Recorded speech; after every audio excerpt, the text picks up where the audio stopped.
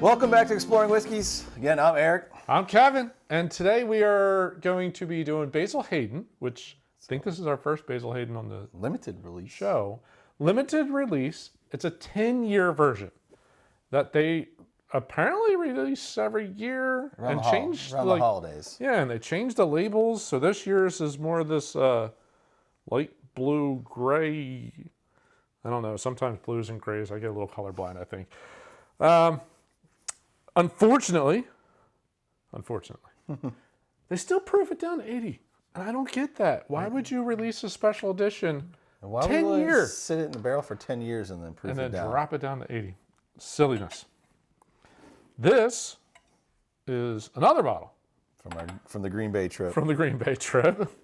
Their liquor store. We found a lot. They've got from some there. stuff. I saw a post the other day from Superior.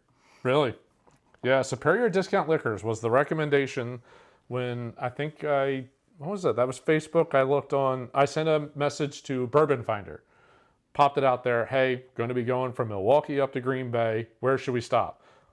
Only thing anybody responded back that was, useful was Superior. was Superior. There was somebody that's named 2 liquor stores just outside of Appleton, but we weren't going that direction. We were going more straight up around the lake versus through Appleton. And then someone else just apologized or said that they were sorry that we were making that road trip. I had fun. Yeah, that was Nothing to be sorry about there. No, that was a great weekend. So Smells like a beam. yeah, yeah. So this is Jim Beam. Basil Hayden is a Jim Beam product. It is a very weak nose.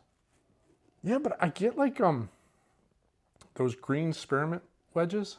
For some reason, that's the note that I'm getting. There's a little bit of a sweet minty note. Are you talking like the jellies? Those green jellies that are a little bit spearmint, but super sweet. Yep. That's what I get on the nose.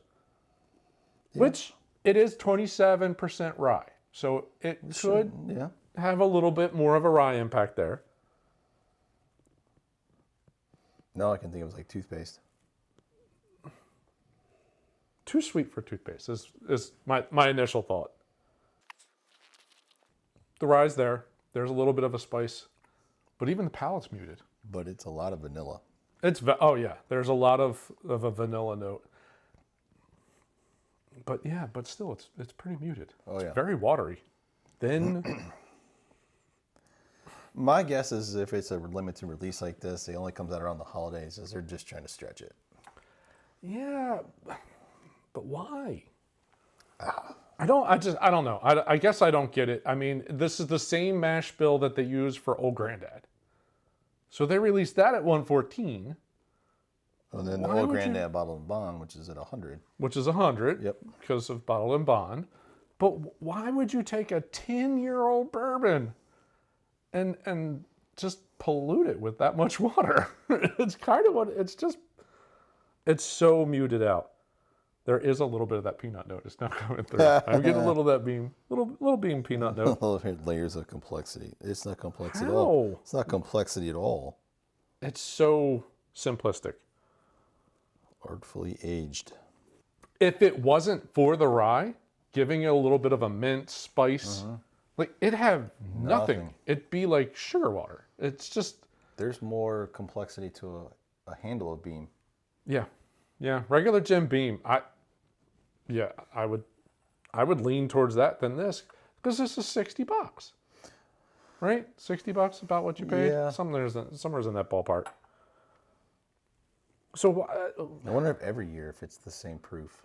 Yeah, I think so because the bottles that I found pictures of was some of like a darker blacking, like a dark gray, versus this one that you got was this blue gray color.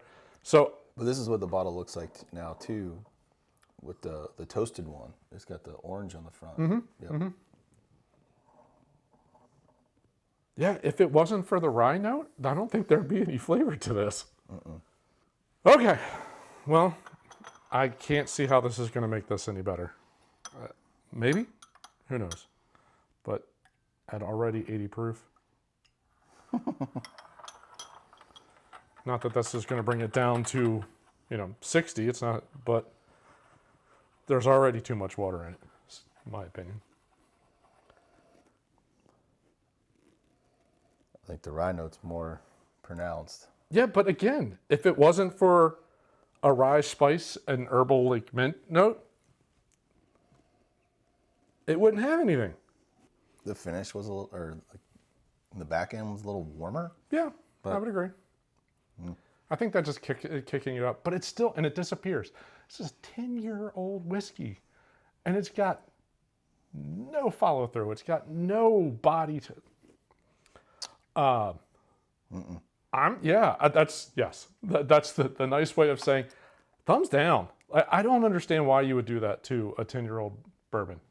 Why would you take it and then proof it down to 80? I wish we would have had this before we went to the bourbon festival. We could have asked his son. Yeah, that's right. Freddie was there. I only got a little left, so I'm ready to Oh, totally. wrap this one up. I don't know how many more times I can say it really just doesn't have a lot to it. So not for $60. They dropped it to 40. Yeah, but I get that for 10-year-old whiskey, but the flavor, there's better $40 whiskeys because they have more body and they have more substance to them, more flavor. I just think it's a bad call to proof it down that much. I think they're doing a disservice. Do you have a friend that's a huge Basil Hayden fan? I can't say that I am, but I'd be curious to sit down, give him a pour, and see what his thoughts comparative are. Because that is his go-to everyday drinker. He keeps all of the bracelets. Like he's into it. And I've heard, the toasted, I've heard is delicious. And for some reason, I think I tasted it, but I don't really remember any of the profiles outside of, I remember it's supposed to be kind of marshmallowy.